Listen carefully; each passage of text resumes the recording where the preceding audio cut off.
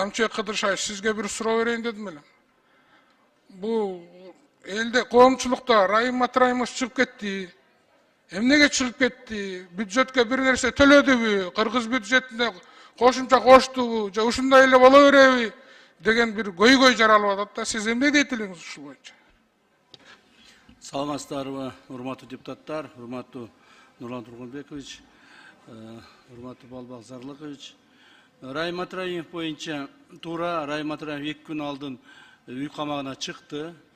Райым Матраимов кармалганда биз аган 3 берене боюнча кылмыш ишин козгогонбуз. Статьялардын цифрларын айтпай эле аталышын айтып коеюн. Биринчиси бул чек араны мыйзамсыз кесип өтүү. Экинчиси хулиганчылык. Так. Үчүнчүсү легализация преступных доходов. Так. 3 статья менен козгогонбуз. 8 ай тергедик. 8 ай тергедик. 2 күн алдын чыгардык. Райым Матраимов бюджетке, Кыргыз мамлекетинин бюджетине 200 миллион доллар акча төлөп, анан чыкты. 200 миллион доллар. Бул 2 миллион доллар эмес, 20 миллион доллар эмес. Нерде депутаттар жакшы билет.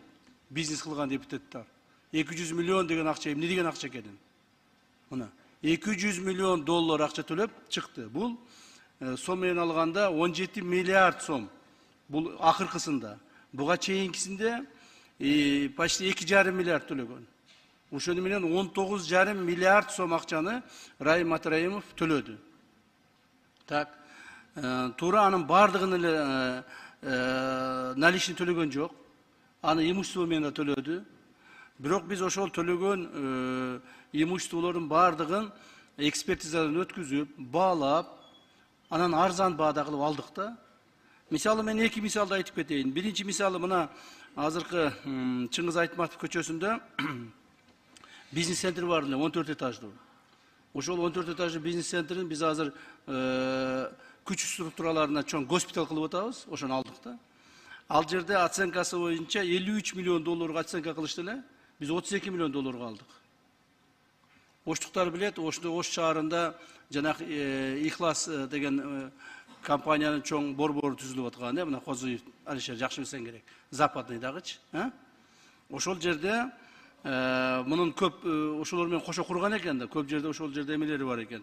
Ал жердеги азыркы күндө квартиралар, баягы бизнес центрлер, метр квадраты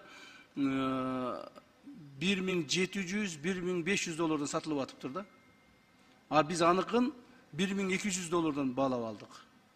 То есть азыр эми мунун бардыгын көз көмүстүк өткүзүп бердик, кийин сатканда, акчага айландырганда оңоюраак болот да. То есть ошентип олтуруп, мунун себеби баягы кээ ойлоп калбасын деп муну айтып атканым себеби, баягы имущество менен алса, кымбат кылып, имуществосун алып коюп эле 200 миллион долларга жеткизип койду деп айтпасын деп айтып атам да.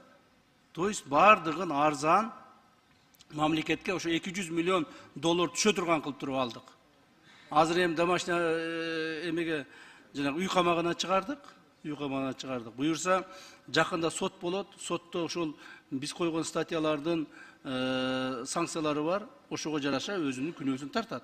Ал жерде негизинен ал статьяларда сроктору бар, санкцияларында 5 жылга чейин, анан штрафтары бар. Ошо экөөнүн бирөөнү тартат. Негизинен бул акчаны төлөгөндөн кийин муну кайрадан түрмөгө кармап отуруштун эч кандай пайдасы жок эле да. Мамлекетке дагы, мындай өзүнө дагы. Ошондуктан бул маселе боюнча мен дагы жакын арада ушул 2024 жылы Улуттук коопсуздук мамлекеттик комитет тарабынан өндүрүлгөн, кайтарылган мамлекеттик мүлктөрдүн жана финансылык каражаттар боюнча жакында чоң пресс-конференция берем, президентибиздин тапшырмасы менен. Ошону бардыгын дагы толуктап айтып берем. Рахмат. Рахмат. Элге билим берүү министрлиги реформаны баштадыңыз, аягына чыгарыңыз, артка таштабаңыз кадам. Бирөө билип айтат, бирөө билбей айтат. Таштабай эле алдыга жылда бериңиз. Келечегиңиз үчүн жакшы 12 жылдык билим берүүсүз